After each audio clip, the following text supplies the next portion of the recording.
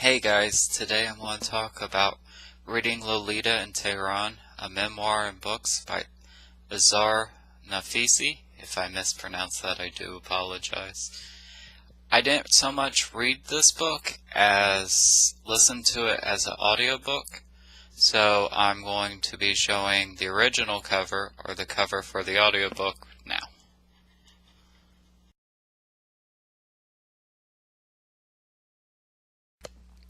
The book was published in about 2004, so a little bit after 9/11 happened. But it doesn't go so much in with the American ideal or situation with Islam or Islamic countries.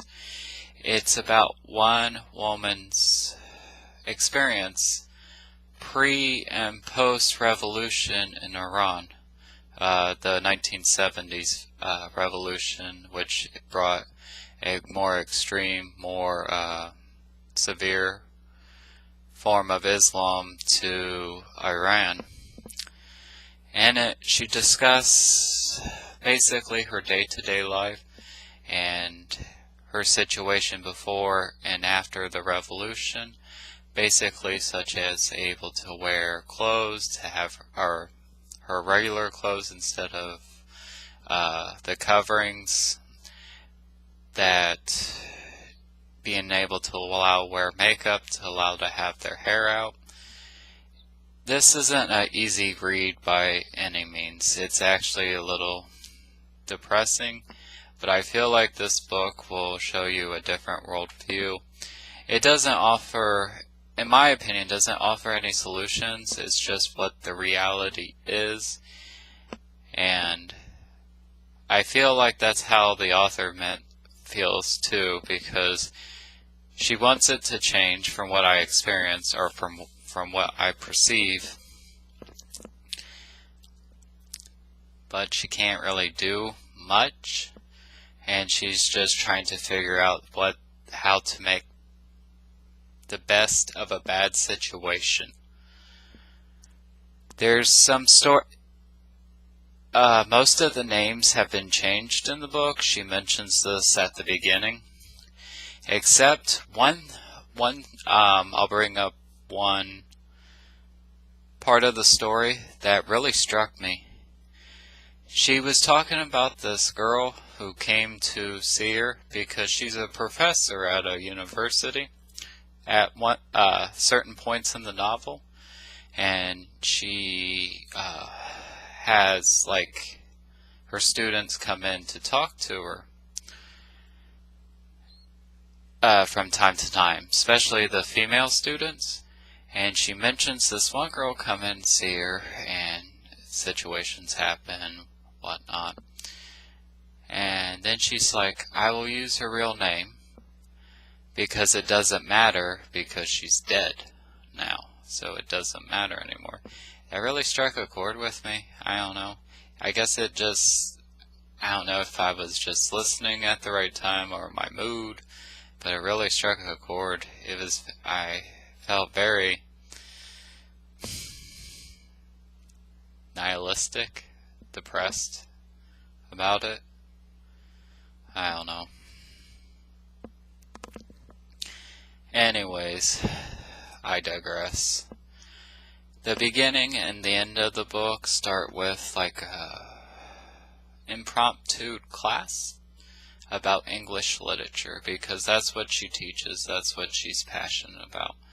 She uses classic literature to compare her story to Tehran, Iran, such as The Great Gatsby, Lolita,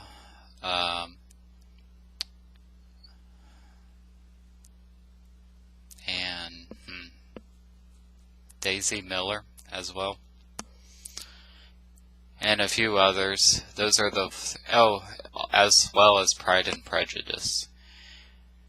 She uses certain parts of the stories and symbolism to describe the Islamic Republic and the rules and the situations, how she feels, and just like the oppression she suffers.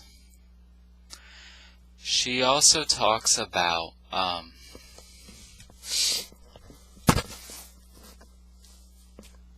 like what it's like to go to a movie theater, how everything's really censored there. And I thought that was interesting. I remember one part of the story that she goes to, it's like a concert, a music concert, but they can't, and it was for, I'm not sure if it was like an opera or like kind of like a semi-rock thing, but she said they had to be real stern-faced, the musicians, when they played.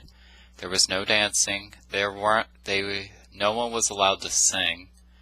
They weren't allowed to sway their bodies back and forth or, like kind of dancing or anything. So they just had to sit there straight face, playing their instruments. And the way she describes the music is that it makes you want to move, that it makes you want to, it has more of a beat to it. But they were guards or police, kind of like a moral police. Those aren't the words she used, but I can't think of exactly the term she used for those at that point. But they were like walking the theater, make sure, no one was talking too quiet, no one was getting out of hand. And she would go back and forth between like situations like that to what Iran used to be like when you had more freedom and everything else. And she goes a list with her friends, both male and female. But a lot of this focuses on women's rights or lack thereof in Iran. And so she tends to focus more on her female friends, not always, but for the most part, and how they're oppressed, how sometimes they're forced into marriages, how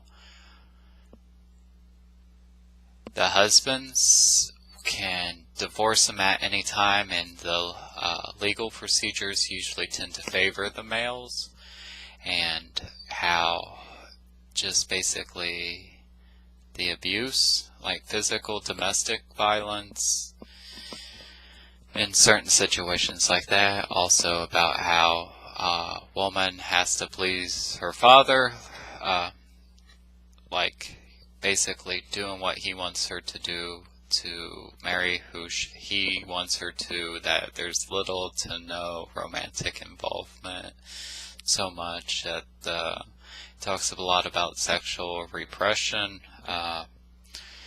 in females and how males can't deal with sexuality.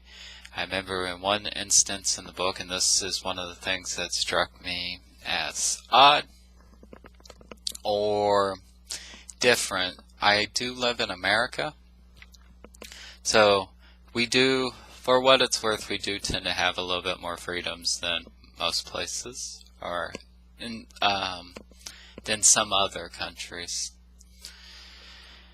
And it talks about how a male was sitting in the class, and he seen the back of this girl's neck, like, I don't know if you can see, but right there, just a little bit. And he complained to the teacher that this sexually aroused him. And basically, I'll give this much away, I guess. He dies later on, and the girls make fun of him for, basically, after he died, they made fun of him like being so zealous, so religious, so this and that, so prudish, I guess would be a good word for it. And the teacher's like, yeah, you shouldn't make fun of him, but he was kind of like that. And basically they told her that story with the girl with the neck, that he was complaining that he was getting sexually turned on by the sight of the back of her neck, as the reason for the justification of them being able to make fun of him after death. And the book is full of situations like these, not always sexual, but like just the policies, the procedures, how life is or was up to like mid early 90s in Iran. And this isn't a book you would go into if you want to be in a good mood. I don't usually tend to read a lot of nonfiction, but I did choose this one, and I do feel like it's expanded my horizons. I do feel like I have a little bit better understanding of human nature and how the world works, including with like religious fanaticism, women's rights as well, or lack thereof, and sometimes just the sadness of the human experience. But now it's kind of, I feel a little air of depression. But I hope you guys enjoyed this, I guess, my opinion on it.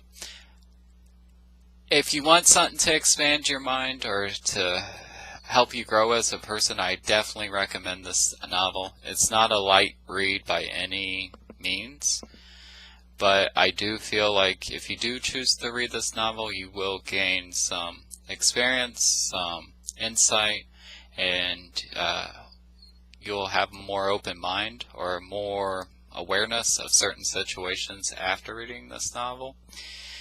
I have read reviews of it, and a lot of people think she comes off as a little too, the author comes off a little too, trying to think of the right word, like overly educated, belittles. I didn't feel that during the novel. I felt like, yeah, I would feel different too about living those certain situations. I felt like the author wrote it very well, and it's a difficult subject to tackle. I highly recommend it if you want something a little heavier to read, not in length of the book, but of situations, and to help you expand your horizons. If you like the review, please give a thumbs up. And if you want to subscribe, please subscribe. I will probably be doing another video in the near future about like what type of, since this was an audiobook, what type of reading media I like. Mostly it's ebooks, I'll give you a hint there. But I thank you for watching, and if you like and subscribe, thank you.